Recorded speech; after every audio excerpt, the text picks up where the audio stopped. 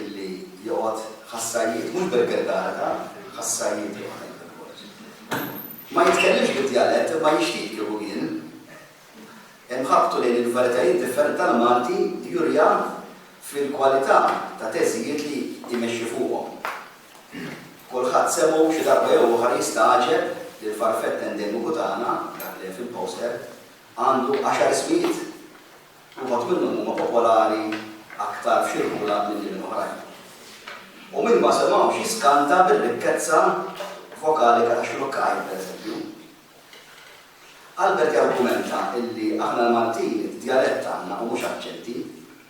Għax filwaqt l-aċċenti varjaw fil-pronunzja biss, xi varjetiet tal-Malti varjaw fil-kliem illi jużaw. Bħal-Maswieta aħna ngħidu manuċċa, pereżempju. U fil-grammatika ngħidu tiġien u kokien. Mentri f'postijiet oħra jgħidu tiġijiet u kokien. Albert huwa l-awtur ta' kotba il-grammatika Maltija, mitruħ il-profs Marja Zoppa Alexander, il-kilma ġifieri, ġie publikat minn Routledge. Studju oħrajn huma fuq id-dialetti bħal Lective Variations in Maltese. Huwa kien imeċċi l-Istitut tal-Lingwistika fl-Università u membru ewlieni tal-Kursi Nazzjonali tal-Silmati.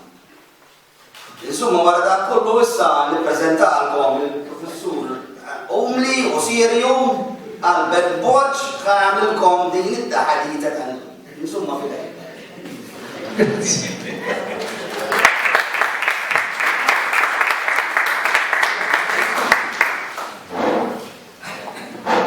Grazie ħafna. Nixtieq ringrazzja l-Akkademja, naturalment, għal-istednuna tal-dita u ringrazzja wkoll lilkom li ġejtu nittama li sibuha interessanti. Fil-fatt, il-ħabib tiegħi Trevor diġà qal il-qofol tal-akkollu li se ngħid, ġifieri issa kif ngħidu saraq li punch imma forsi ħabbaq xi żewġ affarijiet oħra li forsi nistgħu nagħmlu. Ma nixtieqx ninsa fir-ringrazzjamenti tiegħi lill-Sur Joe Walsh tal-organizzazzjoni kollha ma kellix idea li sempliċi taħdita tista' tinvolvi il-kwantità ta' xogħol u sforz. U ma nistax ukoll ma nirringrazzax il-Trevor apparti l-introduzzjoni tal-li l-artistika tiegħu oġbu idawwara biex jagħmel dan il-poster veru sabiħ. Grazie ħafna. U wkoll ringrazzjament speċjali lil Olvin, ħabib tal-qalb, illi bniedem kompletament innoċenti fil-kompjuter bħali irnexxielu joħroġ PowerPoint minn dan is-senarju. Qabel ma nibdew xtaqt nagħmel xi żewġ premessi. L-ewwel waħda diġà għalilkom Trevor jiena m'għandix dialett. Soba, imma fl-istess ħin isa Felix Pulpa, għaliex isu dan il-nuqqas tiegħi wassalni biex ninteressa ruħi fid-dialetti u fejn stajt ippruvajt nippromovi l-istudju tagħhom. It-tieni ħaġa li ngħid forsi għal xi wħud is-sovranilkom ma nafu kważi xejn fid-dialetti. U nittama li dan li se ngħid illum jikkonvinċina verament kemm ma nafux fuq dialetti, għaliex id-daqsxejn illi sirna nafu jurina illi hemm univers ħieħ fihom dawn id-dialetti. U meta tqis illi għandna dan il-pajjiż daqshekk xkejken. Biex ikolkom idea, pereżempju, darba minnhom ħareġ illi ħażewwuġ xi 25 sena ilu bniedem nattiv tar-raħal jista' jidentifikalek bniedem minn fejn ġej mir-raħal minn 5 postijiet differenti f'raħal wieħed. Min kif jitkellem biss. Smajt xi ħaġa simili fuq il-Melija xi żewġ postijiet jew tlieta. U sejtu naturalment jgħidu raħal ta' fuq u raħal t'isfel. Però dawn mhux studjati, ġifieri impressjonijiet biss. Hija verament sfortuna illi waqt illi l-Malti Standard, Malti Pulit, ġi studjat mhux ħażin U llum anki għandna għaqda internazzjonali tal-lingwisti tal-Malti, basa tal-Ġermanja, dan il-fokus fuq il-Malti, però dialetti sfortunatament għadhom bil-kemm dinna l-missu. U naturalment hemm il-biża' li jkun tartu esperta naslu fl-aħħar għaliex għandna minnaħa tendenza biex id-dialett jintilef. Imma bħal forsi fid-diskussjoni kun nistgħu naraw ukoll li hemm xi indikazzjoni ukoll ta' li d-dialett qisu qed jerġa' jieħu ftit ħajja. L-aħħar ħaġa li rrid ngħid bħala premessa forsi l-iktar affarijiet interessanti li se joħorġu lejla ma tisimgħuhomx minn għandi, ma tisimgħuhom minn uħud minnkom stess li nittama li il-preżentazzjoni tiegħi servi ta' spunt biex bniedem joħroġ bl-esperjenzi tiegħu. Mhux biss fuq id-dettalji lingwistiċi tad-dialett, il-vokali u dik il-kelma imma anki l-użu tad-dialett skont ċirkostanza partikolari. Jiena meta nkunu qegħdin inħajru l-istudenti biex jagħmlu xi teżi, għedilhom fis-soċjolingwistika jistudjaw is-sess, għaliex l-użu tad-dialett għandu x'aqsam ħafna wkoll ma jekk intix mara jew raġel. Ma kemm inti kbir jew żgħir ukoll, u naturalment ma fejn inti minn fejn inti ġej. Dawn l-affarijiet ma mhux qegħdin fil-PowerPoint, illum ifukajt iżjed fuq il-kontenut tad-dialett. Imma nittama li fid-diskussjoni u nħeġġixkom biex anki twaqfuni joħorġu anki dawn il-punti. U biex forsi anki nżidkom ftit nirrakkonta esperjenza qasira ta' ħabib tiegħi mill-Mostra illi dan m'għadux jiġi imma dan meta rrakkontajli xi 25 sena ilu dan taħat kien ikollu kriżi familjari għaliex hu miżżewweġ waħda minn ħalluqa, allura meta jmur għand ommu nhar taħat jekk jitkellem bil-Mosti, il-mara tajt Madonna Santa għadu taħt jolom. Jekk jitkellem bil-Luqi, ommu tajt kif għadmitu l-mara. Jekk jitkellem bil-Pulit, tajt kif intrefa maħna daqsir. Allora s-soluzzjoni ta' l-lef ħafna drabi qasir. Biex il-kom idea li d-dialett miex ħaġa akademika, biss huwa tmiss il-ħajja li tima tagħna. All right, forsi allura nistgħu nbagħtu ftit jekk nagħmel xi żball nafas lew. Mela, kif iħarsu lejh il-Maltin id-dialett? Kif tafu għandna xi termini li ma tantx huma komplementużi għad-dialett. Farrak li mawweġ, tikraħ, jitkellem li mawweġ, jew nkella l-om tajdu ta' weġ, tfarrakx, il-bina, jew il-binta. U għatanna xi affarijiet iżgħet lokalizzati, per eżempju l-inħawi ta' ħal-qorri, għalli titkellem bit-tuf. Għaliex hemm il-perception, il-perċezzjoni li dik hija waħda mill-karatteristiċi fejn fil-Malti għandek standard u ma tista' jkollok tuf. U għata għandek naturalment il-Malti standard li jissejjaħ anki il-Pulit. Fil-fatt, dawn l-ismijiet kollha għandhom peace, iġorru peace emotiv magħhom, ġifieri u l-lingwisti ma jużawhomx dawn l-ismijiet dawn il-termini għaliex dialett m'għandux mertu iżjed minn dialett ieħor. Fil-fatt, il-Malti standard stess beda bħala dialett, daqs oħrajn. U hemm il-ħsieb, hemm l-ipotesi illi għal xi raġuni mhux lingwistika, jiġifieri dana ħadd ma qal dan il-Malti partikolari kemm hu sabiħ, kemm hu armonjuż, le.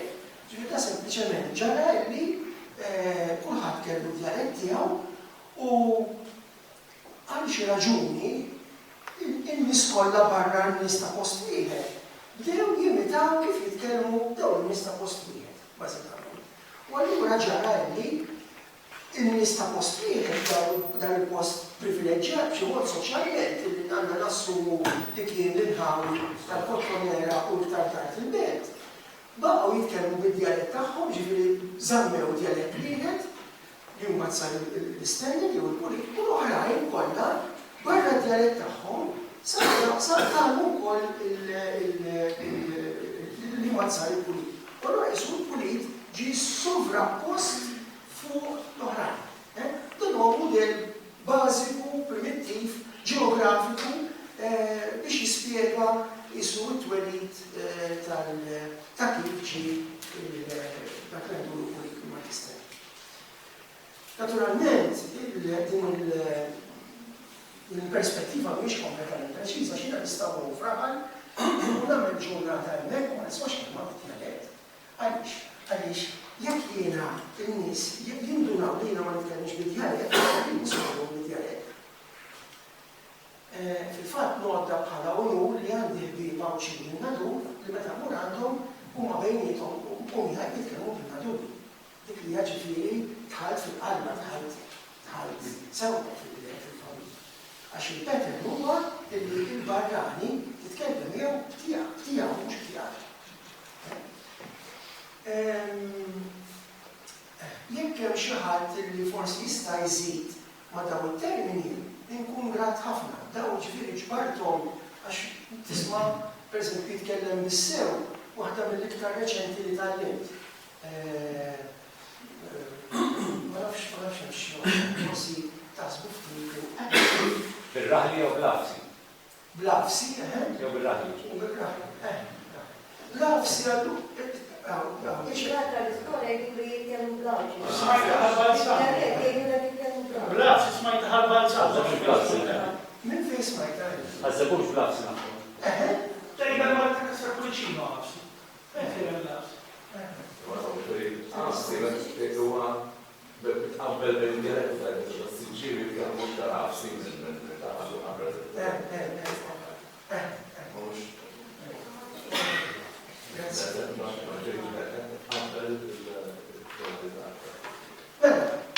allura, issa aħna qegħdin iffaċċjati din is-sitwazzjoni fejn meta ngħidu Malti mhuwiex ovvju xi tfisser meta ngħidu Malti għax Malti jessaġġ mhux forma waħda imma għandek forum diversi ta' Malti. Issa, popolarment il-forum diversi jisibu dialetti ġinta li bażikament jisu l-istess lingwa imma super differenti. Aħna il-lingwistika, insomma lingwisti fl-aħħar mill-aħħar jgħidu li hemm id-dialett. Ġifieri l-istudenti ngħidilhom. Għandna 400,000 id-dialett illi għal-grazzja għandha bejn wieħed u ieħor niftehmu. Però jekk inti toqgħod attent tista' tikteb grammatika ta' id-dialett wieħed. Ġifieri jekk tkun fin biżejjed fl-analiżi tista' tikteb 400,000 deskrizzjoni ta' Malti. Biex intikom eżempju żgħar, jiena waħdi għandha regola fonetika waħda differenti minn xulxin. Ġifieri jiena pereżempju ngħid bil-qiegħda, imma waħdi tajt bel-qiegħda li tarmonizza u dik li ġejja warajha. Jiena qatt ma ngħidha sa fejn nafin bel-qiegħda, imma jtajtha regolarment. L-istess familja. U da japplika mbagħad għal-livelli l-oħra tal-analiżi. Tafu l-lingwa analizzawha l-ħsejjes tagħha, l-fonetika u l-fonoloġija, u għad il-grammatika li tinqasam isu morfoloġija u sintassi, ġifieri morfoloġija l-istudju ta' kif nibnu l-kelma u s-sintassi u l-istudju ta' kif nibnu s-sentenza. U għad għandek is-semantika li tinkludi fiha l-istudju tal-lessiku, dizzjonari basikament, u anke l-idjom, insomma, ġifieri ħafna ferat. Allura, se niddeċidu allura, kif diġà antiċipalkom Trevor, hemm il-kwistjoni jekk fil-Malta għandix dialetti jew aċċenti. Issa, aċċent teknikament ifisser li inti għandek pronunzi differenti tal-istess lingwa. Ġifieri għandek sistema waħda, ġifieri t-tarbija meta qed tikber u titgħallem il-lingwa qed titgħallem sistema waħda għal kulħadd. Però mbagħad tippronunzja b'mod differenti. U mal-ewwel daqqa tagħna li Din hija xi ħaġa verosimili.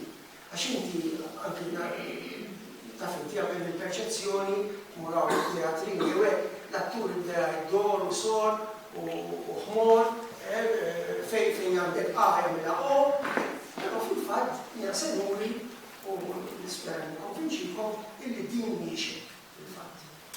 Però ħalli nibdew bil-mod il-modell issa biex naraw din il-ħaġa. Ġifieri l-aċċent kif jinvolvi allura differenzi fil-pronunzja, ġifieri għandek vokali tista' tistema' mod jew ieħor, xi konsonanti wkoll u anki ġieli ninsewa l-ħaġa, forsi anke għaliex nisib ħaġa diffiċli biex tistudja, naħsbu li minn dialett għal ieħor hemm ukoll l-intonazzjoni differenti. Issa l-intonazzjoni għandha posta fil-grammatika anke tal-Malti standard.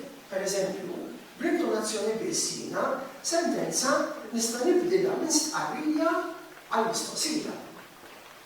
It-tifel Dawk huma tliet intonazzjonijiet differenti, però kollha qegħdin parti mill-grammatika ta' sistema waħda tal-Malti standard. Issa qegħdin ngħidu li ċertu dialetti aktarx li anke jvarjaw fil-intonazzjoni din hija xi ħaġa kompletament qatt ma ġiet studjata. U fil-fatt hemm isu indikazzjoni popolari għax in-nies kultant jgħidu li dawk iġebdu l-kelma biex jitkellmu, jew x'kienet. Donhom jużaw x'kienet. Kantalina. Donhom jużaw kantalina. Jien dawk li naf. Forsi ma nafx xi ħadd ieħor.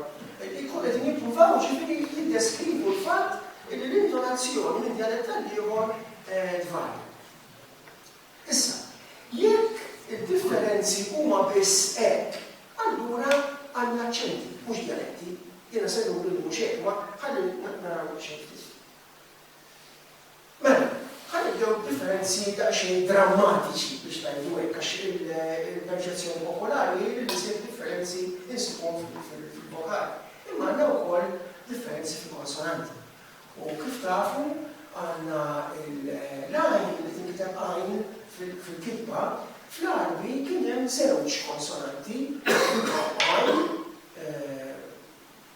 per eżempju, l-Arbi biex tagħmel faqala, hemm kostrizzjoni fil-Gerżuma, faqala, u l-oħra hija aħrar, l-R Franċiża bażikament, li hija l-aħrar. Issa għandna diversi nies assoċjati li żjed mal-art, issa naraw xi ħaġa minnhom, illi daw f'ċertu postijiet għadhom isemmaw din il-konsonanti. Baħal, xoħol, ħada, u għandna wkoll fl-Arbi kien hemm serje ta' konsonanti fil-fatilli assoċjati ma' de, fejn aħna llum tifnihom daw de għadhom jgħid dehib, xaħar, deħra. Mela, nisimgħu l-ewwel waħda din hija Lisa.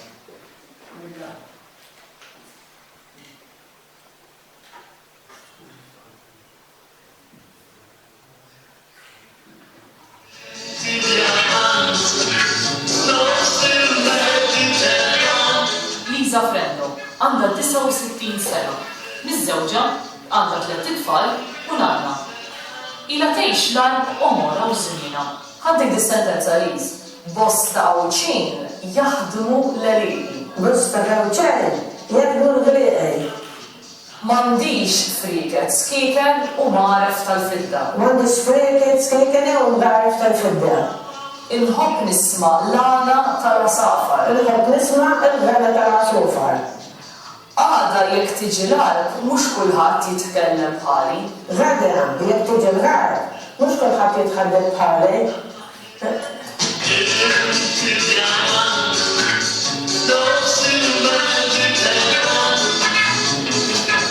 Meta Lisa tkun qed taqra l-għandu, xorta tħossa.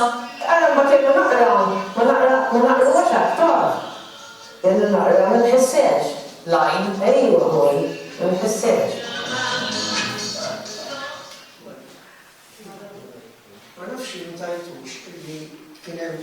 Iva nitkellem, ma jgħalek nitħadded. Ma nafx nitħadded ġifiri tistax titqies dialettali. Dawn ġifiri tistudjaw sistematikament. Differenzi oħra fil-konsonanti. Għanna il-taxxewkija, bil-marufa, il-k flok il-e, kalbi, fuq u trik, li forsi mux maruf daqsek, li anki parti tal-rabat għawdex u kol hemm area qasam fejn l-istess fenomenu tal-k. U li mux maruf lanqas, li f'parti żgħira ħafna tal-rabat għawdex, hemm ftit familji fej flok il-k Maltija mbagħad jgħidu il-e bil-maqlub. Per eżempju, hemm wieħed laqmu huwa il-ini. Ini. Għax hu jgħid, per eżempju, ġqantija jgħid, mhux ġgantija. Kieku kellha kejk jgħid ejqa. Ukoll, hemm ftit familji interessanti tina informazzjoni oħra minn għand tiegħi Olvin, illi Ġuste Soldanis kellu din l-istess ħaġa u predikatur għajju kompetitur tiegħu għajju li kien difett. Issa jekk hu difett, intiret u komunità żgħira tan-nies li għajju dan id-difett ma nsibx li difett fil-fatt. Imma hija inċidentalment din il-ħaġa ġifier li issir ġrat storikament fil-Malti. Castagno, Astan, Campana, Ampina. Ġifiri, u faċli ħafna għaj difetti, ma nasib li tiġi studjata tal-Montonera, isma Montonera, noqogħdu attenti għaliex mhix bħal tax-xewqija, tax-xewqija ngħidula plosiva. Ġifiri, inti għandek ktib, il-k ta' ktib, li jissiba per eżempju bħal tal-ka. Però f'tal-Montonera hija frikativa. Per eżempju, suq, fuq, mhix suq u fuq biss. Hemm isu biċċa nifs warara li hija differenti minn ta' xi qallu jiena hekk ir-riżultat. Forsi ma jaqbilx, forsi nistgħu ndiskutuha. Iva s-saġġina. Fl-20ijiet meta kont dejk issir żagħżugħ, kif kontu tqassmu għall-ġurnata, kontu tqum kmieni, torqdu tard, torqdu kmieni, kif kien titqassam il-ġurnata? Il-ġurnata għandna fil-għodu il-biċċarfet konna kombat għal tista' sittara ħaskwart. Kuljum? Kuljum dik. Għax kien tkun bil-Lużarju dak iż-żmien. Fil-ħoddis kien isir il-Lużarju. Sewa? U fil-ħaxija ma' twienja per eżempju knekru l-edu l-Lużarju tiru l-Ordu. Ma nafx ismajtu mhux dal-punt li konvenajt, li mhix sempliċement ma su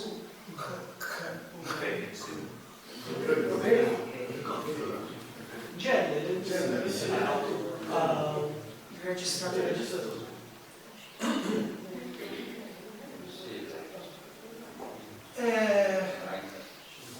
Mela, kieku allura s-sitwazzjoni kienet illi kull fejn fil-puli, per eżempju, konna f'xi dialetti issib o jew u, per eżempju, dar, dor, jew dar, dur, kieku, allura kienu konna ngħidu li għandna biss aċċenti. Però diġà minn dan li għadna jidher ċar li mhuwiex hekk. Jiġifieri, per eżempju, Lisa, mhux kull fejn għajn miktuba tajda għajn tażel bejniethom. Tikturik li hemm sistema differenti. Mhux sempliċement sistema waħda qiegħda tkun irrealizzata mod jew ieħor. U dan se naraw issa fil-livelli l-oħra tal-analiżi lingwistika. Mela, ħanibqgħu daqsxejn fuq il-fonetika. Fil-Malti standard għandha sistema ta' 11 oppożizzjoni vokalika, 5 qosra, 5 twal u li Issa, konna xurtjati li kellna studenti interessati li jaħdmu tal-qasam, irrid ngħid li din l-analiżi fonetika hija estremament diffiċli. trid snin twal ta' preparazzjoni. F'Malta kollha, f'Malta ma mhux kollu, għandna persuna waħda biss kapaċi tagħmel l-analiżi li se nagħmlu hawn. Qiegħda preżenti magħna hija kollega tiegħi il-Professur Mario Alexander. Snin twal ta' prattika, ta' studju, tisma', terġa' tisma', titrejna il-widna, titrejna l-udit, mhux ta' xejn il-dialetti ma studjanihomx Malta, għax investiment qawwi ta' risorsi umani.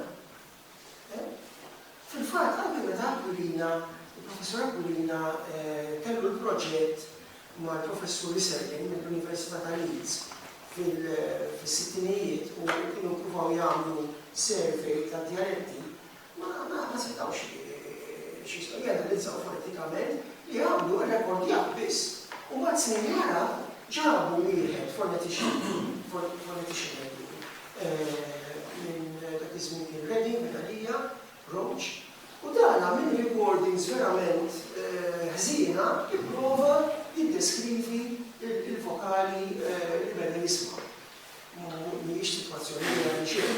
Aħna fl-istitut is-saħħa ta' kollega tagħna, Professor Mirabella, daw salvajnihom daw it-tapes għax kienu tapes magnetiċi, ġifieri kienu qed jiddeterjoraw ħafna u llum huma digitalizzati u anke ftit ippurifikati fil-ħoss, ġifieri biex tismagħhom aħjar, però l-istess ġifieri daw qegħdin qegħdin tintanalizzhom.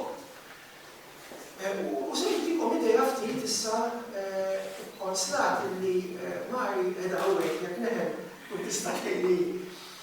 Mela, fix-Tukkaj din hija teżi ta' William Corvaja li ħadem ma' Mari Alexander u ħadd fina dun issa nitkellmu wkoll Mary Joyce Side li ħadmet ukoll ma' Mari Alexander. Issa mela, waqt li fl-istandard għandna 11 il-kwalità il-propożizzjoni vokalika, fix-Tukkaj għandna 14. Di diġà turik illi għandna żewġ sistemi differenti. Mhijiex sistema waħda li għandha vokali waħda fl-plata l-fuq. L-oħra fuq xi ħaġa, imma għandek sistemi differenti. Mela, fil-taxtukar mela għandhom il-11 tal-Malti Standard. U mbagħad għandhom tliet oħra illi ma ssibhomx fil-Malti Standard. U daw issa jiena biex nipprova nispjegahom hawnhekk użajt l-ortografija Maltija biex nirriproduċihom, però trid tkunu tafu illi xjentifikament jeżisti l-alfabet fonetiku internazzjonali. Dan huwa sistema magħrufa internazzjonalment illi tiddeskrivi il-ħsejjes kollha possibbli tal-lingwi tad-dinja. U allura l-Malti wkoll jidħol hemmhekk. Hawnhekk ma pruvajtx nġib dawk għaliex naturalment huma simboli li ma jkunx nafu ma jkunx sens.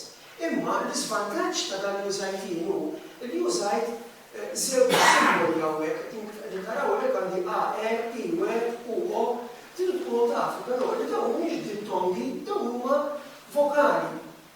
Forsi hemm xi ċans li jiddittonglizzaw ftit imma bażikament huma vokali.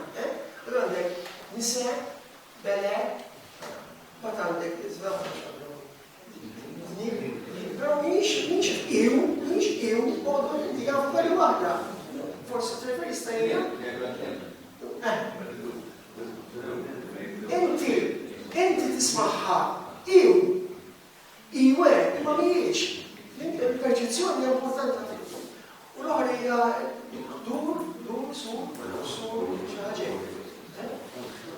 Daw ma jeżistux fil-Malti Standard. U bħat hemm ukoll araw daqsxejn kien verament mhuwiex aċċenti. Mela, inti għandek omofoni fix-Tukkaj li jkorrispondu ma' żewġ kelmi differenti fl-Standard. Mela, inti għandek nise fix-Tukkaj u mbagħad fil-Malti Standard jew nisa. Ara. Jew kellha x'Tukkaj bad illi bil-Malti Standard tiġi jew bad jew bet. Illum ta' bil-verb qed jinbidel ħafna.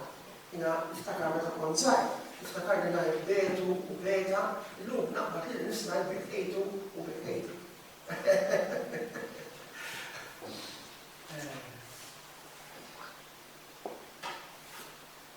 Issa, bil-maqlub issa. Multi-standard korrispondu għal żewġ kelmi differenti fi xtukkar. Mela, tagħna multi-standard u mbagħad fi xtukkar huwa differenzjati. Tagħna u tuna. U żgħar li tiġi żgħar u żgħar. Ma nafx żgħar. Ma huma żewġ vuqar differenti. U ħanidilkom ġifieri kol parti mill-interess tiegħi niftakar il-manna għal-Afrika kienet toħodna teatrin. U fit-teatrin kienu kultant ikollhom xi ħadd jibda ta' parsi jitkellem bil-djalett. U kien jaqbad jibda jagħmel xi jfarrak bla sens. Ġifieri id-djalett il-ritmu għandu l-grammatika tiegħu. Kull djalett għandu s-sistema tiegħu. U mbagħad għandna il-naduri, sa fin-naduri l-istess, għandna 14 vokali għandhom tal-multi-standard plus 3 oħra, 2 minnhom huma bħal tax-xlukkar, imma waħda differenti. Flok il-iw tax-xlukkar għandhom issa din ukoll xi ħaġa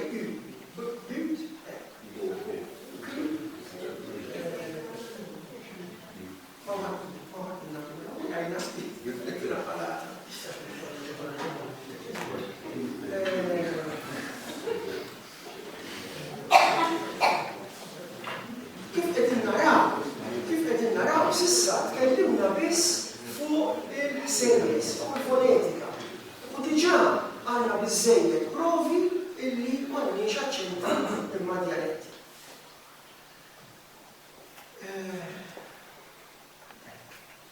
Sabi għandna differenzi oħra grammatikali, bażikament fil-morfoloġija u fis-sintassi kif qabel, u anki lessikali. Ħanieħduhom waħda waħda.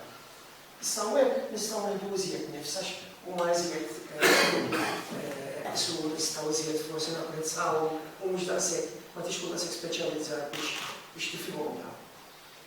Mela, in-nadur għandek torta, tort. Nissuspetta li mxin għadu biss, minna minna għadu smajta. Għaw xaħti għor li għafra mxin kini u għor. Jek joġobkom, pero tajdux daw ċin biss, għaxina naħseb li nkunu għedin għamlu ġustizja, ġifiri għana ħafna daw għajdu Malta versus Sandwich. Fil-xol ta' dialettina tal-limt, li minix Malta versus Sandwich, imma isu taħdit urbanizzat versu taħdit iżjed rurali. ħafna affarijiet li għandu għandex, fil-fatt isibu anki f'taħdit rurali Malti. Smajta ta' stima.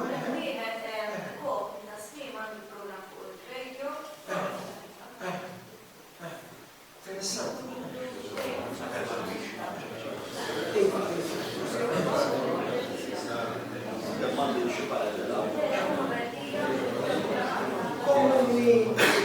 Komuni għamċija karozza Kronos.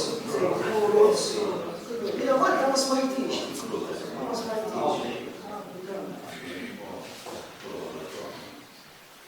U bil-kirkara omaċ kum trakwite.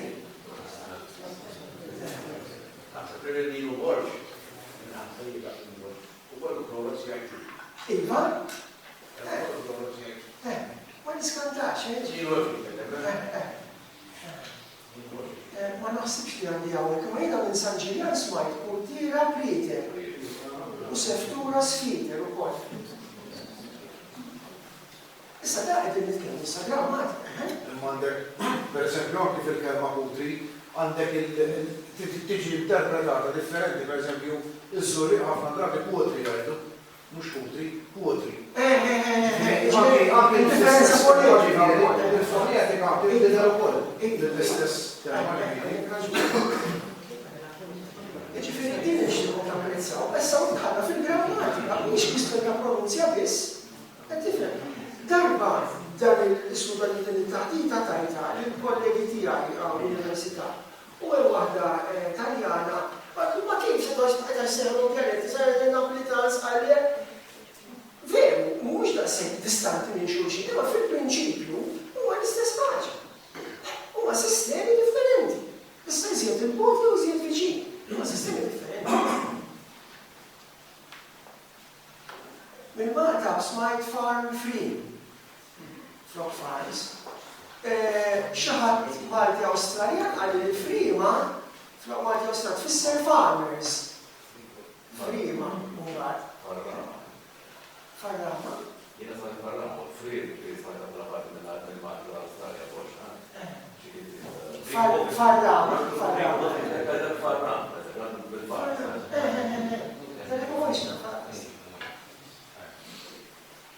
Issa, ħanniġu għal xi ħaġa sa dawn huma verament diffiċli biex taqbad.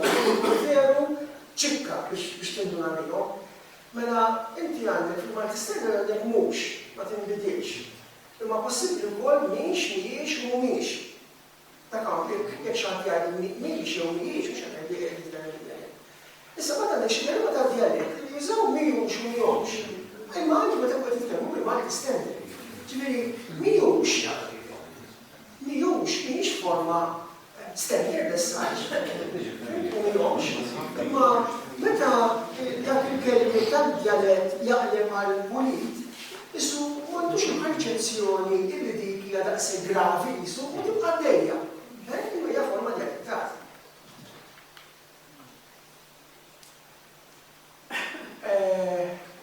Għandi permettu għandi x'ismu għaw eżempju verament affaxxinanti li jiġbad ċita. Kemm minnkom jafu x'jiġifieri tawwata? Xtaqt li jaslu kolli għaxi, naħseb li laqas nofs nawek ma.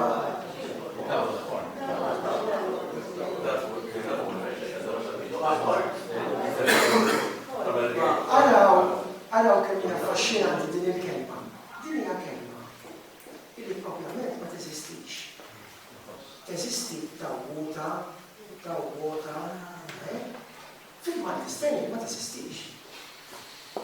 Fil-Malti Standard inti tajt bol, mhux tawwata. Issa, meta il-kellim tad-dialett jaqleb għall-Standard, issu kunna li kolleġi fil-vokali u jgħid tawwata. Imma fil-Malti Standard tawwata biex ma tifa. Ġifieri hija forma kompletament tawwata artifiċjali. Għal il-verb ukoll interessanti ġejja minn traspare tutut, tutut doħod, ġejja mill-Ingliżi. Ġifieri ara kemm hu diffiċli ma biex tifhimhom dawn, ġifieri għax inti tisma' forma li hija standard tawwata.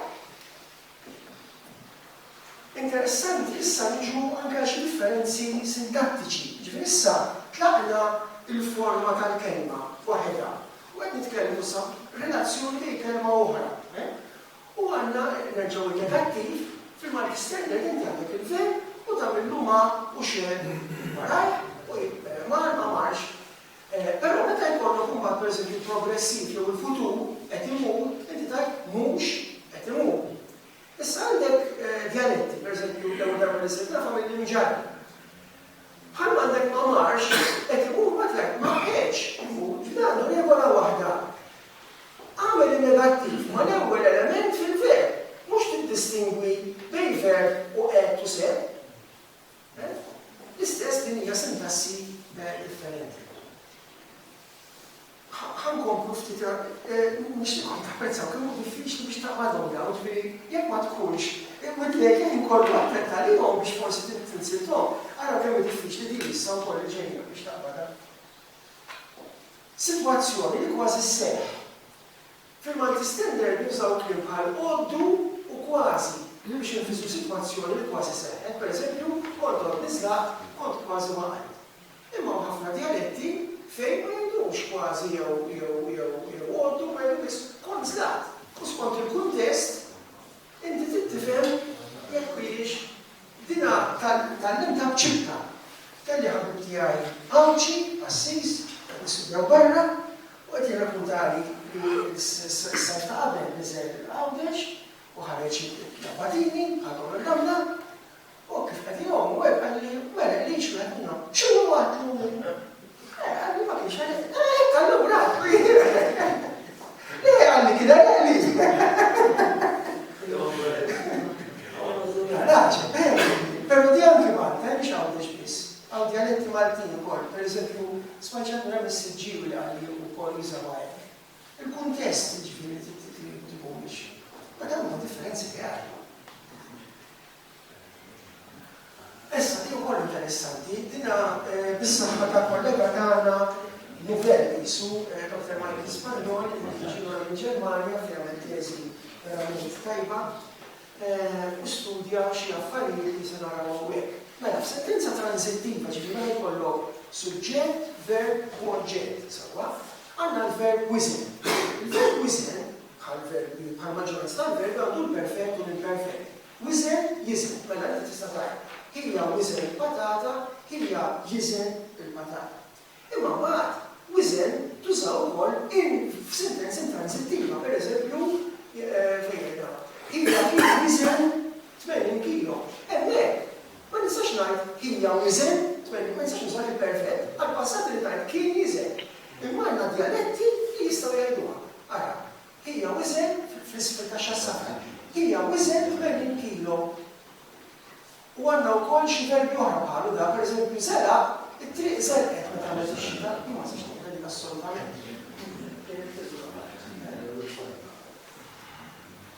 Iż-żella imma għandek l-imperfett hemmhekk, il-puntu, il-passat. U jekk tagħmel żellet, ma tibqel tiżgħu. Tista' toħod? Ma nafx inti titħalli. Jiena ma rridx tagħmel, ma tistax tagħmel. Jiena ma rridx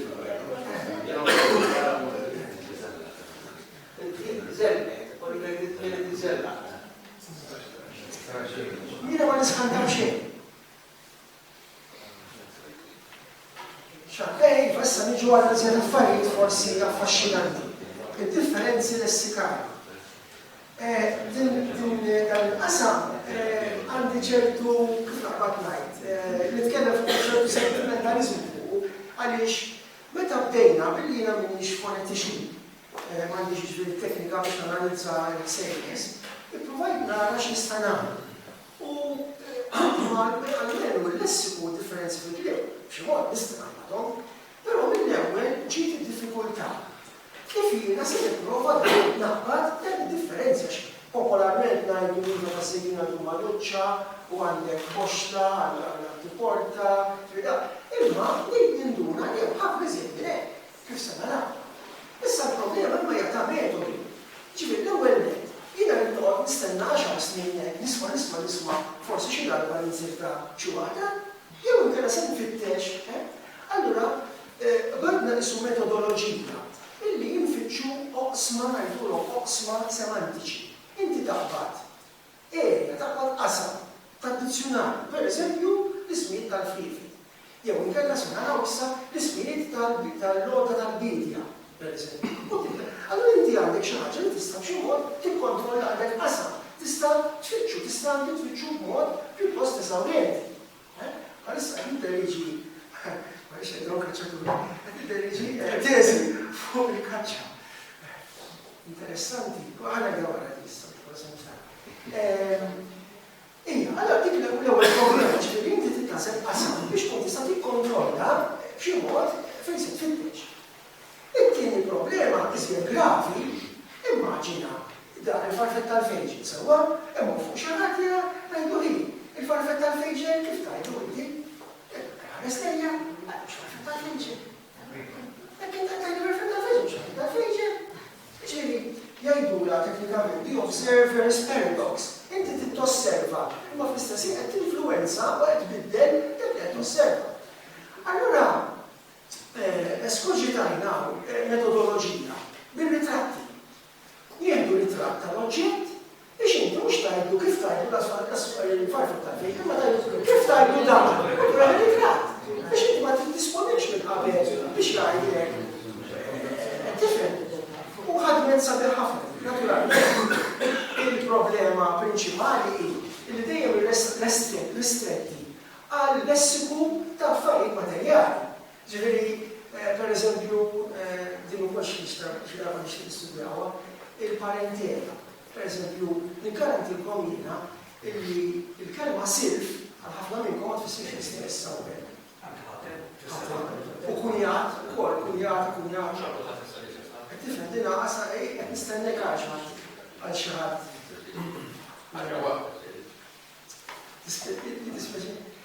Tista' tfisser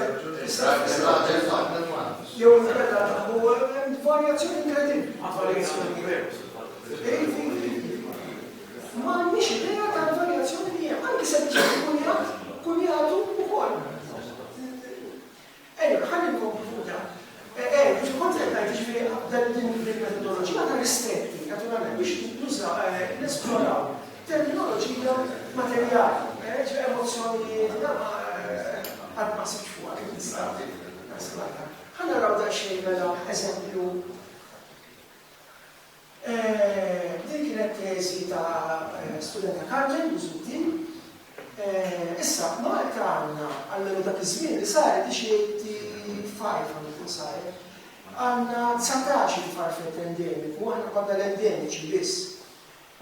Din ħadet ritratt, jew sama ġabet ritratt, u dejna naqraw kif se nqassmu x-xogħol għax inti trid tażel ukoll mhux inqasam biss anke l-informanti biex timmassimizza il-possibilità li jkollok risposti interessanti li għajtari. Allura, id-deċidilna fuq il-firxa ġeografika. Però mhux biss, ridna naraw ukoll l-età tagħmilx differenza. U allura studjat nies ta' 16-15 sena b'nadija biex naraw x'saħħa kellu d-djalett dak iż-żmien f'din il-popolazzjoni ta' taħt il-15 sena. U billi l-art hija kompletament veġi u dik kienet mill-inħawi ta' minnarija ħassaqi minn qabba, għaltra mhux figuraw biex tfittex l-istess. Nfittxu id-dawra tal-ġeografija tiegħek u għaraw ftit ġifieri ħalsa fil-ħabba u l-endi kellna kavallier u tal-lira. Dan huwa l-istess farfett, ġifieri. Il-Budja ħaddin lu żurri ir-re. Però f'dawn il-ħabba kollha mbagħad kien hemm minoranzi li tawa daw l-ismijiet l-oħra tal-Bużbiż, tal-Lira, tal-Reġina, tal-Fjuri, tal-Fejġel, Gardel, il-kolorit tal-kapoċċi tal-żebbuġ u tal-għadra. Issa, għandi ċaġa x'nirrapporta li issa għalbi ħafna. 85, tinsewġna f'85. Bħala kontroll, għażlet ukoll skola 5 bejta stilu biex nħarġ t-għorda. U rridhom 19 ritratt u li set risposta komuni ta' x'kienet butterfly.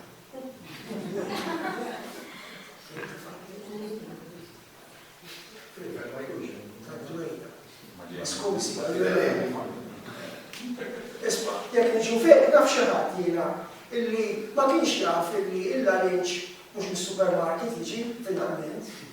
Ma rrealizzax li jkun fis-siġra ġi pakkettjat l-istat tal-alienazzjoni qed infieru.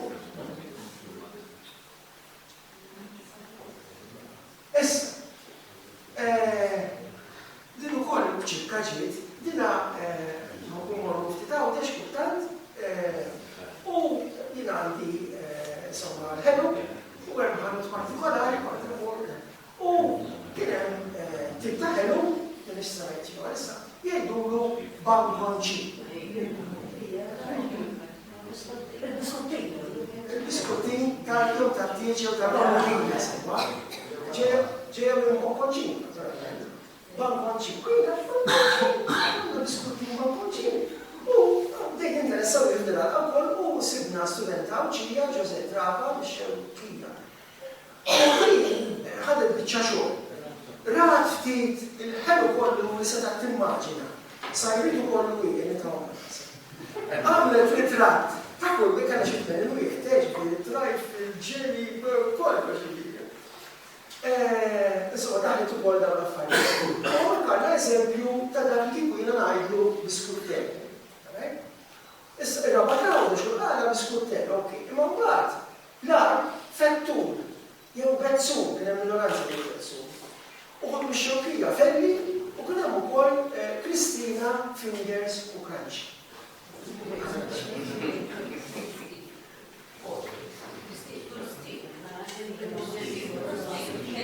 Ismu għu differenti minn biskuttel.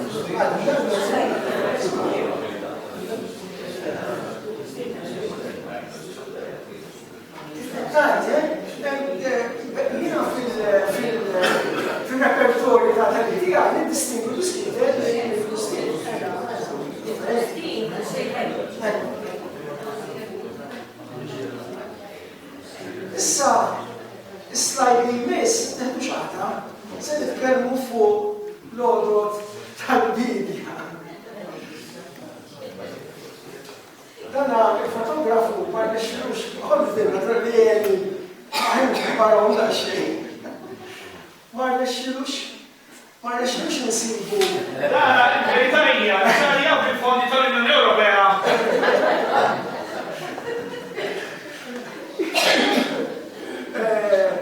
Ridna nsibu stampa ta' dan l-oġġett, u fl-internet ma sibniex u għad nġibtija għalina, u ma stanix nibdu ritratt biex jidru il-snin, u għal-film ta' fotografu interessat għalli kontra television forsi jidher dak il-tal u l-provaġi kontra l-swab.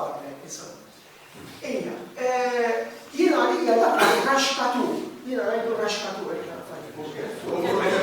Saġejni, saġejni, forkatura hija differenti. Allora, tiġġildux.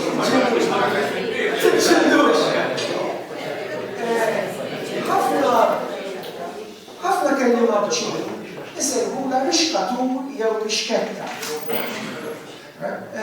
Mux tasib, kollox jistikun affarijiet differenti, għaraw ftit differenzi. Mela, kellima zazah mir-rabat rixkettur. Raġel xieħ nadu fekru. Gerrifa nadu u munxar. Nistajta jibbar għax għu kien anki nistajta jiddifferenti bħarraxa u rixkla. U li zjed waħda sorprendenti, raġel anzjan ta' 80 sena bil-munxar ma taqtawx sejra. Rek. Jew kien għamil raġel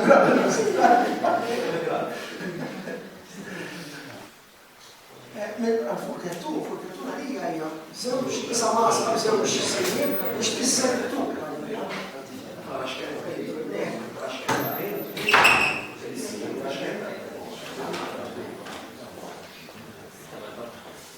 Issa ħaniġu għal xi differenzi idiomatiċi, dawn kienu lessikali, ġifieri kelma flok kelma oħra l-istess soġġett. Imma hemm ukoll differenzi idiomatiċi. Pereżempju, biex jgħid mordaq tax-xahar, m'hemmx mordaq tax-xahri.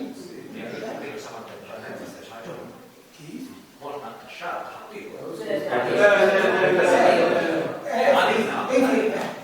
fil-kuntest, il-pragmatika tagħha, il-kuntest. Biex taf nizmenilu, kont tismur, għod baxx, kumbrazzjoni u għejlu ċekket ma' kelli nadur, għalli ma' dumx jizaw, ma' jiftakruwa. Oħra, għalli ċtaxxaħ, stajt nizzilta u għek. Per eżempju, inġirlek ftit gallet.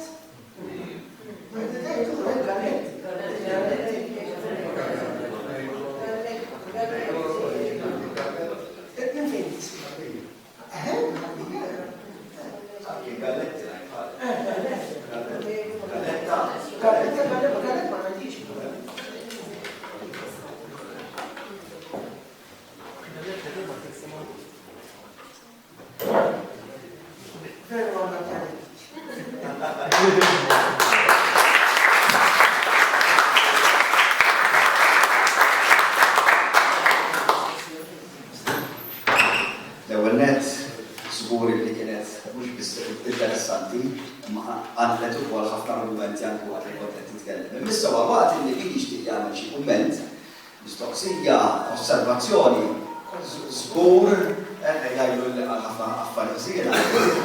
Għandkom il-titkollu.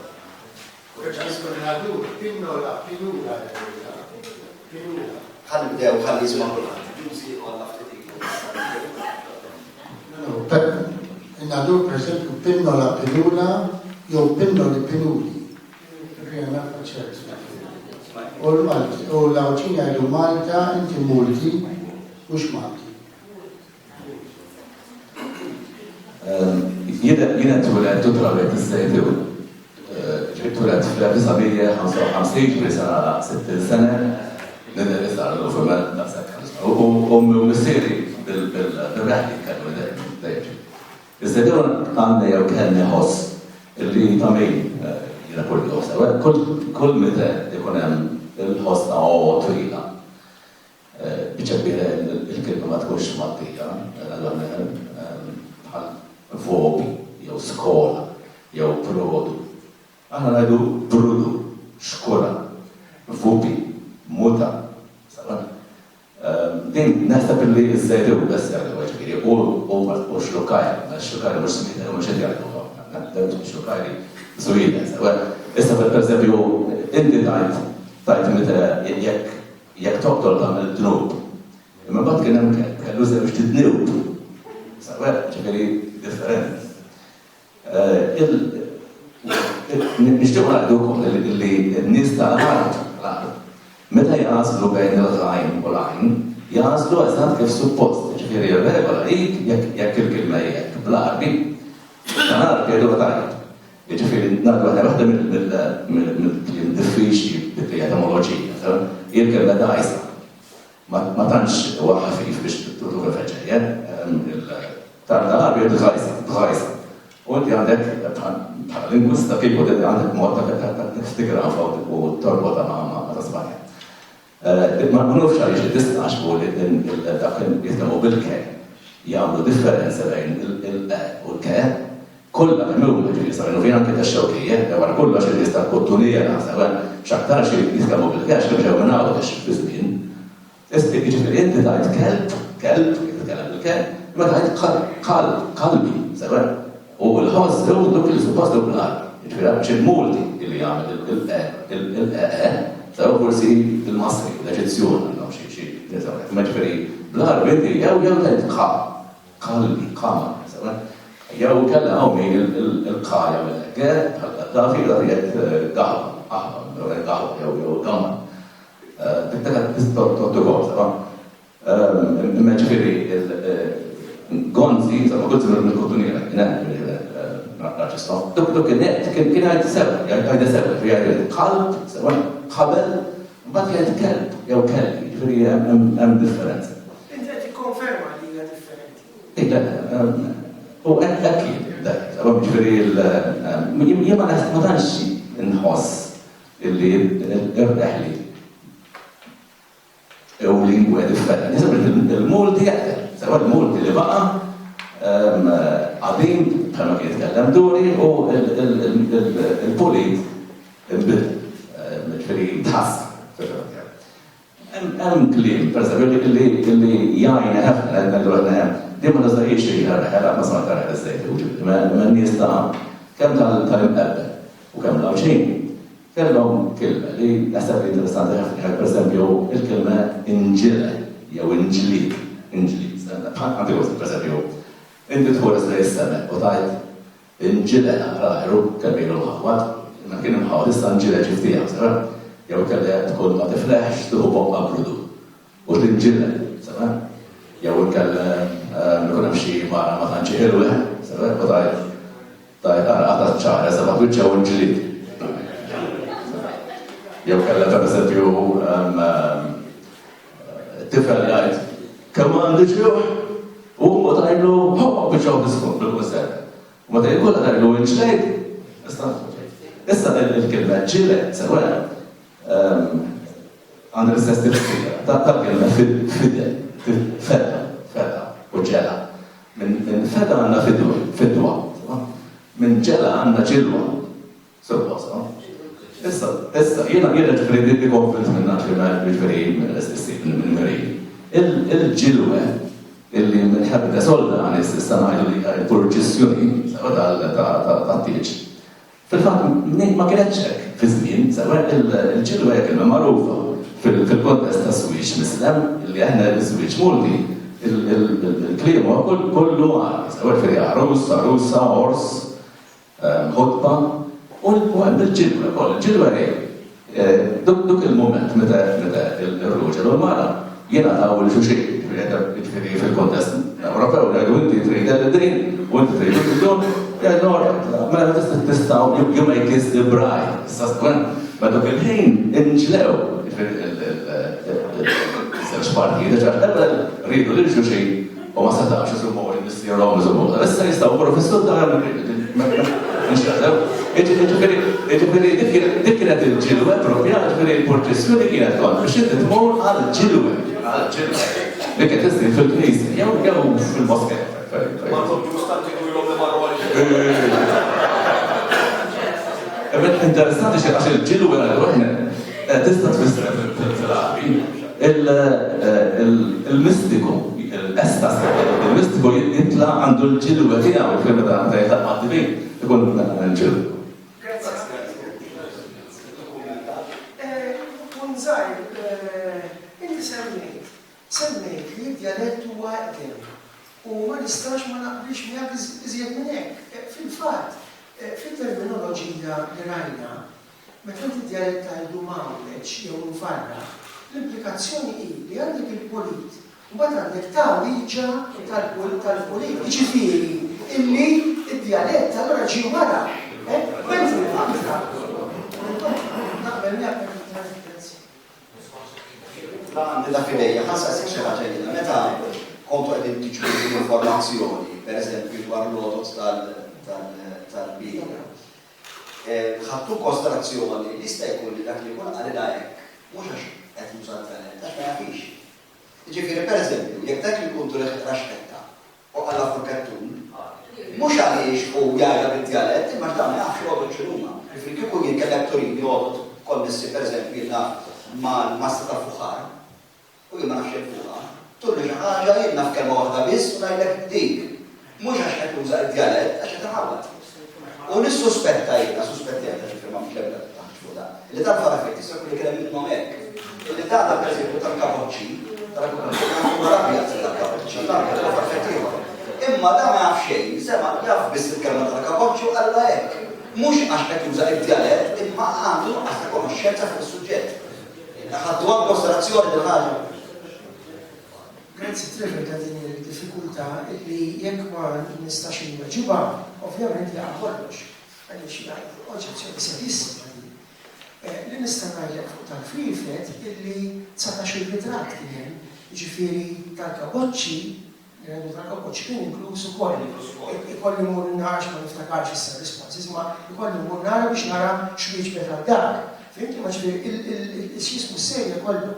Però ġifieri wara li għadna dan, ġifieri il-periklu dejjem għal-riskju, ġifieri li inti jkollok misinformazzjoni, għandna nippruvaw nagħmlu li nistgħu biex nimminimizzaw din il-possibilità.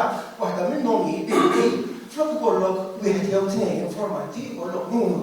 Ġifieri aħna f'teżi ta' undergraduate ma naċċettawx li jkollok inqas minn mitjuħ, pereżempju, jkollok iċ-ċans li taf inti affarijiet ir-riskju li nixtieq aħjar. Mill-banda l-oħra mbagħad nitruh imma jekk inti se tagħżel nies li għandhom fuq is-60 u nies li għandhom taħt l-20, diġà ġew 55, u mbagħad jekk inti rġajt għażilt minn postijiet differenti, qed tifhem l-Ewropa ġifieri din hija mbagħad ir-riskju tal-ġismu u anke s-serjetà tar-riċerkatur. Però ma nistax neskludi kompletament din l-oġġezzjoni tiegħek. Il-fatt, per esempio, dak kont ngħidu għandna tar-Rumin. Tar-Rumin kont ngħidu. Niftakar ħafna jgħidu tar-Rumin. Din ma smajtix, però rrid infakkarkom illi dawk il-xisimhom hawn l-ismijiet huma qegħdin fuq 5 irħula biss basikament. Ġifieri kieku kellna nkomplu nfittxu anki hawn eċetera, ġifieri konvint insibu iżjed. Persu għastik għandek il-frifet. Ma nafx li ma kuntest nista' semmija però il-mostar imma mħallat minna tal-mam ta' ommi bil-lista. U minna tal-mara taslima. Mela, ommi kienet tgħid mili u tili. Jaħdna jiena uħti Marta llum miegħi u tiegħi il-ħostin.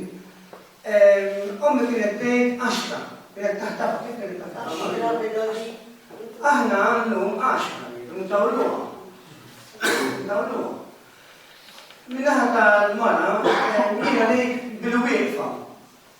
Minnaħa tas-sliema, hemm ħafna jgħidu bil-wieqaf. Bil-wieqaf. Il-familja tal-mara tiegħi bil-wieqaf jgħidu. Rejdu jirreferu għal li għandna jgħiduha bil-wieqfa, bil-wieqaf. Sewa?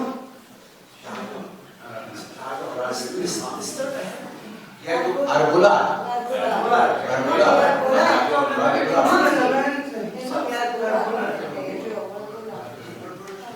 Però,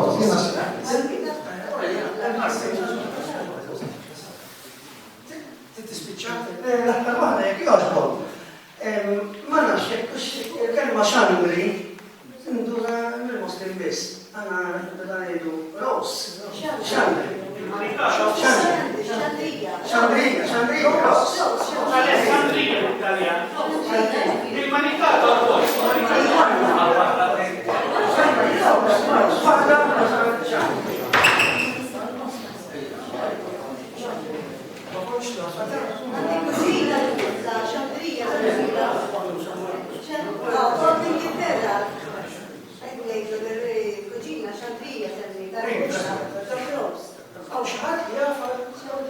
Jina darba tajt warda l-studenta tagħhom u sama konna rox magħha, il-marikata u kienet xittet liri. Għax kienet blu l-warda, u bżajt insomma ħadd l-qalbi, għax missiera jibni b'saffer. U wara xi ġimgħa t-trasib xi ħaġa wara l-bib, kienet straba ma jgħidx kien wara sirna.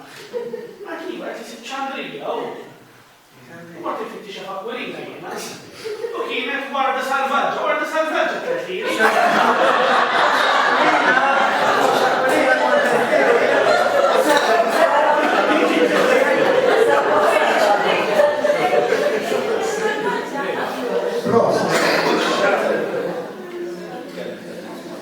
Props, jina ħadu minn aspettiju, kif nemmen jina lix il-daddija qed jinqata minn esperjenza personali ġifieri.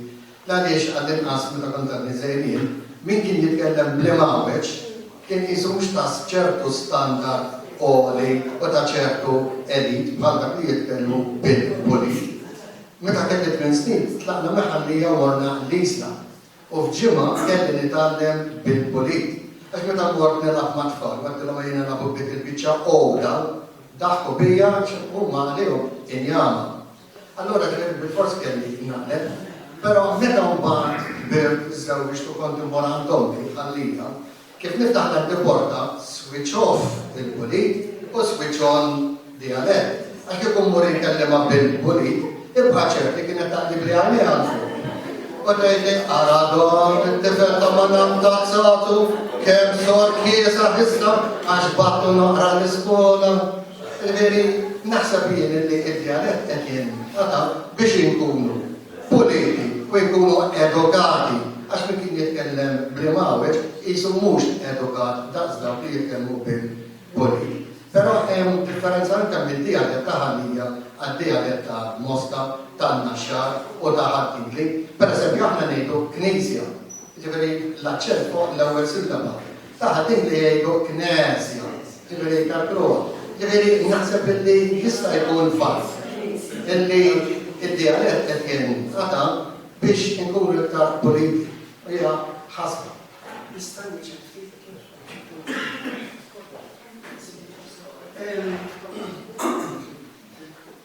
Fuq dawn l-affarijiet kollha li jingħadu, forsi anke xi punti sababel,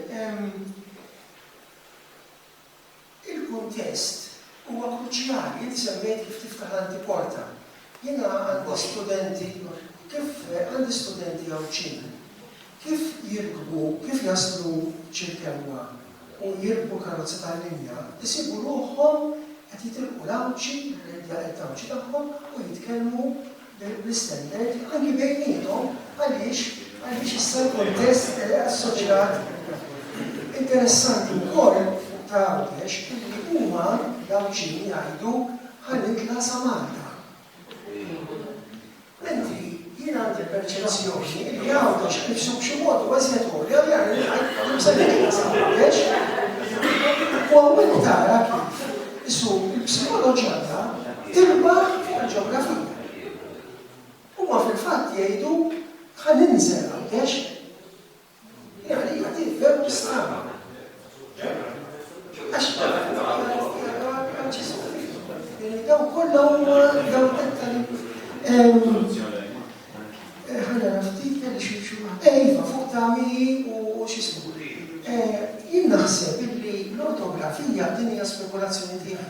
l-ortografija stess turina il-forum oriġinali kienu bħal dawk tal-Kottonera, mi, tiju, eccetera. U li il-pronunzi miej u miħaj ġew iktar tard. Issa għara kemm komplikat għal-perċezzjoni. Jina għandi informant mir-Rabat ta' Malta, illi għalih tiegħi hija rabti u tiegħi hija Malti Standard, hija Pulit. Imma, per esempio, jiena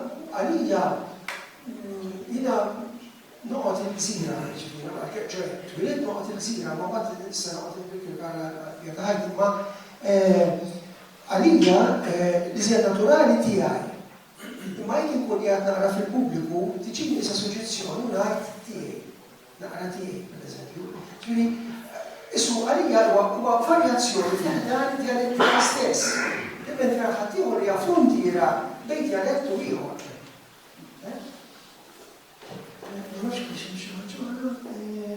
Iva, fuq id-dialett li qed jinqata'.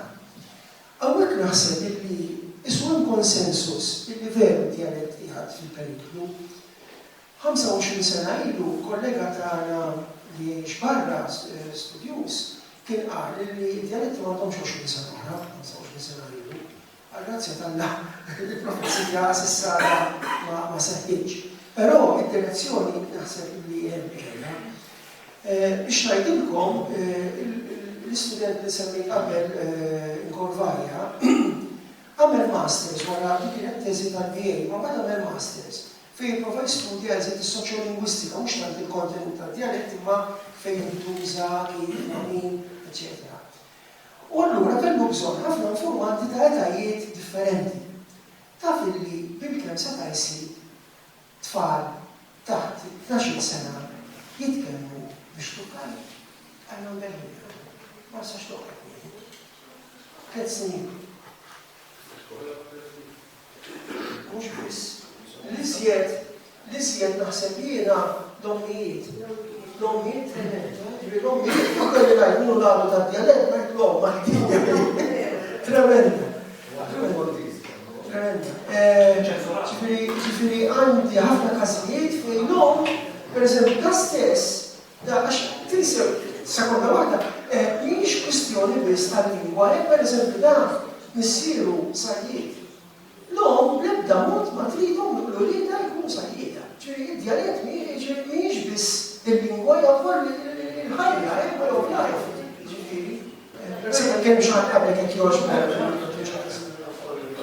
U dwar dinta u biex naqbel bi jekk kellek għasib ukoll interessanti li ħaseb il-minuta x'tasma fiħin. Pierre Mejla innaħbib minn du kanu żgħir. Meta kellu 20 sena, istudent id-darandhom, ortikolandhom, u uħtu li akbar minnhom li tfajjar bid-dialett ġifieri. Pierre dan fuq Alla iva u l-mistednin Alla tkellem sew. Ġifieri ara il-kunċett kif għaxew l-mistednin, ġifieri issa biex nirrispettaw nitkellmu bħalma għandu żgħir niftakru għaklu ħalli jaqbħu korsa.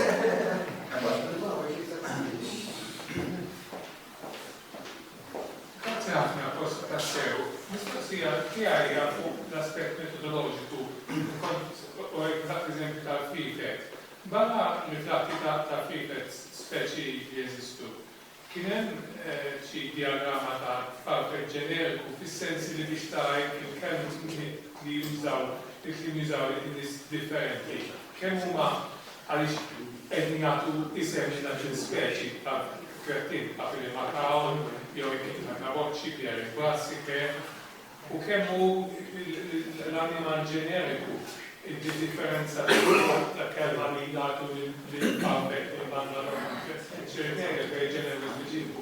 U kemm x'għandek jgħid li jitkellem b'għawweġ jew ta' raħal jew hekk hemm ċert korrelazzjoni.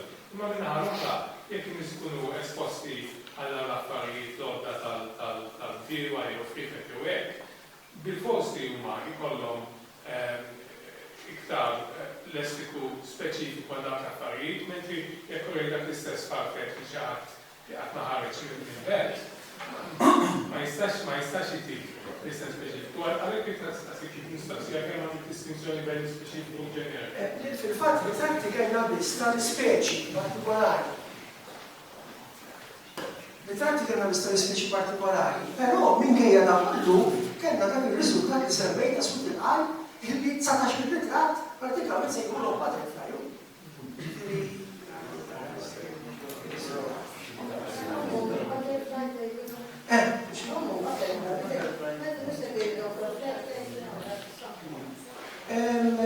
Biex nkunu għadna kollox, hemm xi indikazzjonijiet żgħar illi isu d-dialett qed jagħmel ta' kamber. Għandna xi 3 kunsilli lokali illi qed jorganizzaw okkażjonijiet fejn id-dialett jintuża. Li se wieħed ser stabli huwa taż-żejtun fejn kull sena jagħmlu ma nafx jsejħulu festival fej anki jitkellmu fil-kultur id-dialett. Anki għamlu ġiri kitba bil-dialett li fil-fatt, kollegatjari il-professor Alexander, xismu Lelia Sani. U tifel tijak, le, xismu? Linom sir, għax li l-istudja maħna. U provaw jaraw maħħa kif jistaw jadattaw l-ortografija għal-żejtuni fil-fatt. U kien hemm għalija wkoll il-Kunsill Lokali tal-Mellieħa fejn f'xi okkażjonijiet pubbliċi is-sindku tkellem bil-Mellieħi.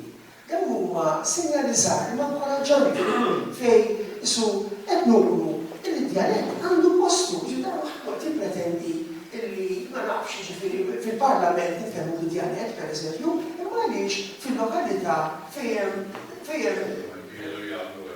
Iva, iva. Għamil ċertus minn fil-Parlament. Per eżempju, fil-ġalima, del-punt. Ma bħietx nejt, ma bħietx nejt, mux mill-iġtijiet u għanki Carmen, mux inti, dak jitkellem bil-Borbliż iktar minni. Għalla kon jgħidu li tkella mill-1939, għada fil-ħodu fil-Parlament, kolħat kien jikkepp ma sanu fil-mintu, li kien jitkellem iktar bil-Borbliż mill-Malti. Nixu, bħal.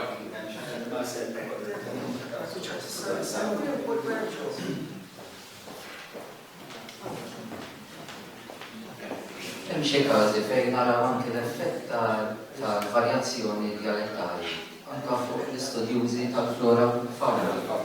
Biex jevitaw il-konfużjoni kemm ibidlu xi żmijiet biex ma jiġrix bħal farfet. Pereżempju, pjanta leħjet ix-xieħ. Leħjet ix-xieħ. Tfisser pjanti differenti għal nies differenti. Pereżempju, f'Għawdex leħjet ix-xieħ hija pjanta xkejna li tikber minn mal-blat u fi żmien il-miliet jaqalawha jwaħħluha fil-preservi. Mentri f'ħafna postijiet f'Malta leħjet ix-xieħ hija dik il-pjanta arbuxet fejn għandek fjuri roża, għandek il-weraq ħodor meta jinxfu jiġu kannella tara bi 3 kuluri. U allura biex jevitaw il-konfużjoni l-istudjużi tal-flora se tisejħula bl-isem xjentifiku tagħha Erika multiflora. Allura fil-kodba m'intix ħassiba bħala leħjet ix-xieħ, għal biżgur jevitaw il-konfużjoni għax huma xjenza tikbu. Allura jirreferu għalija bħala Erika. U fil-livell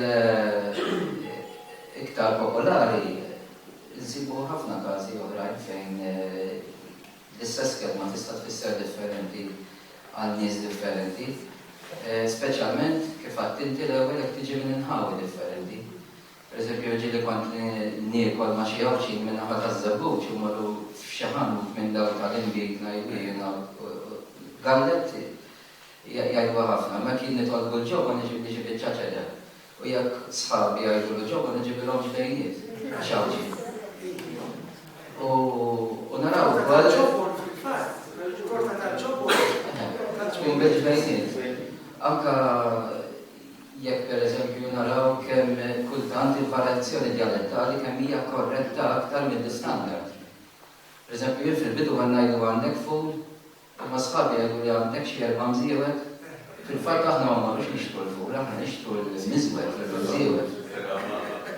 bridge għandhom żbar fuq dik sewa, fil-eżempju l-awċin, il-berbux, akrux. Hemmhekk għandhom raġuna, sprofja tal-art huwa akrux, il-berbux huwa tal-baħar, imma skużi, l-imżiewet anke il-biżel li għandha l-imżiewet sewa pereżempju l-ġeru mal-bozz, ġifieri inti l-ful tixtri ful fil-mżiewet, però ma ġewx hekk inti tmur biex il-biżelli, huma mżiewet ukoll.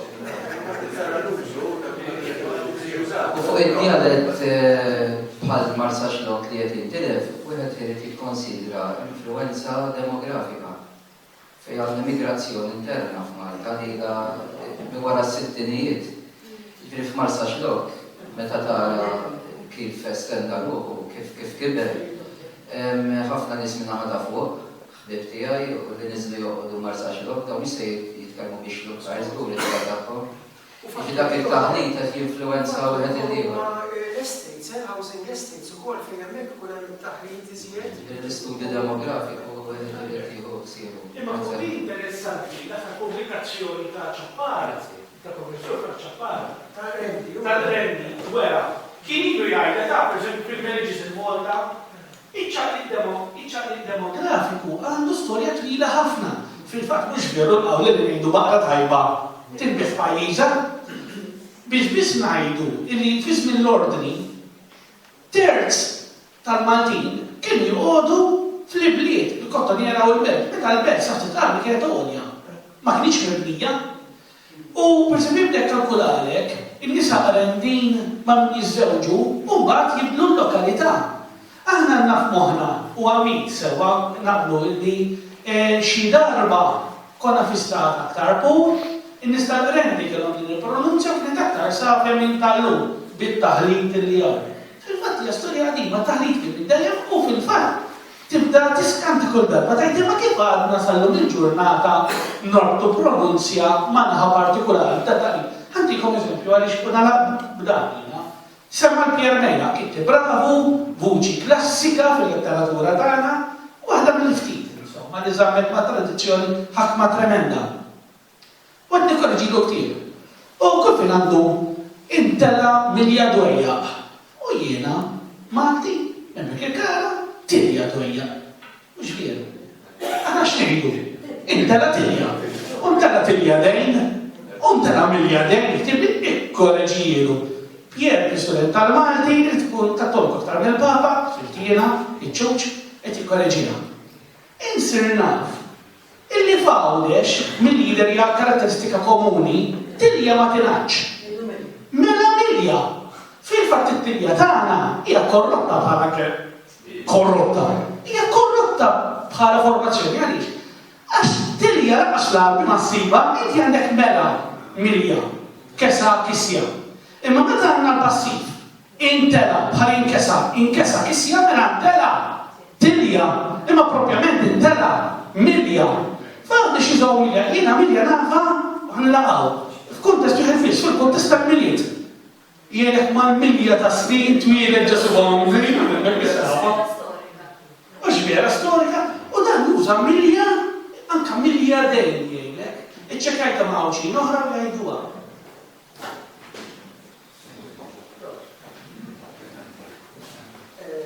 Għazza xi studju fejn jintuża l-iktar il-pronomi muż akka jinqara ħa, eżempju raħħa. Saret tesi u ħadna konsiderazzjoni tajjib differenti u huwa ċar li tendenza qiegħda tikber ġifieri fost il-kelliema żgħira li jirriinterpretaw dik l-akka, ġifieri raħħa bħal semaħħa bażikament. Però mhux dik biss, ġifieri semmej qabel ħejta u tagħha, ġifieri tagħha sar omonimu ġdid tagħha, tista' tfisser li hu ta' dik, jew il-kellha li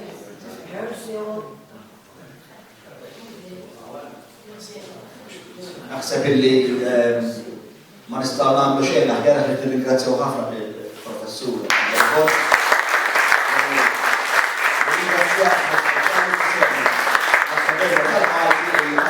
dik interessanti, u l-kum tal-li attendejtu l-eri tajjeb.